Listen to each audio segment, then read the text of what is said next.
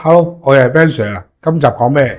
就係我哋家居成日裝修嘅時候話室內換水喉，室內換水喉。咁我哋睇下係包啲乜嘢。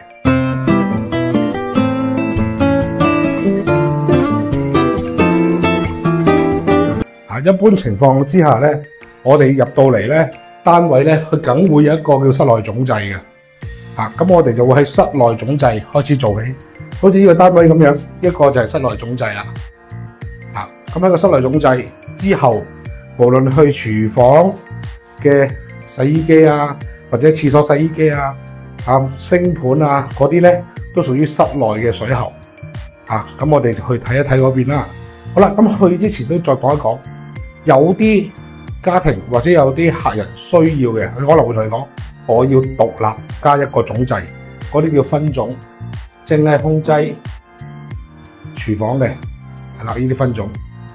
係啦，咁我哋又有一個嘅，好啦，咁我哋咁樣做啦，室內水喉就只會有一個總掣之後一路做，無論你有幾多個廁所都好啦，一個、兩個、三個、四個都好，都係由個總水嗰度攞過嚟嘅。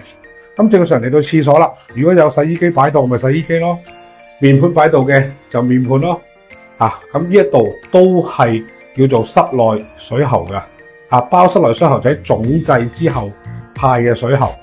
咁係講緊基本嘢嘅啫，一般就係洗衣機位啦，我哋嘅星盤、面盤係啦，同埋我哋嘅熱水爐位啦，浴缸或者企缸位啦，呢啲先至係嘅，係啦。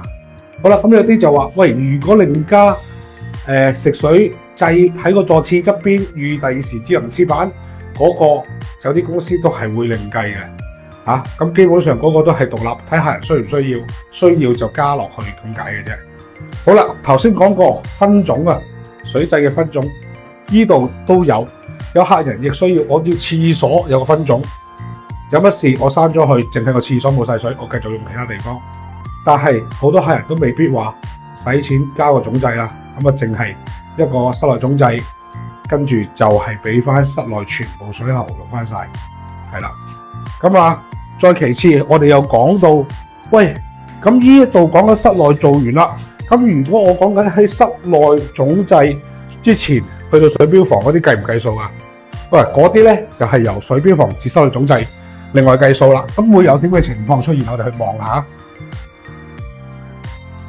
好啦，咁好多情況噶，有一啲情況就係行地下去水標房，搵翻個水標房位啦。有一啲情況就好似點樣有天花有剩咧，你就要開天花跟住做翻個水標房。所以水標房至室內總掣嗰橛係另外報價嘅，大家留意翻。好，今集係咁多，拜拜。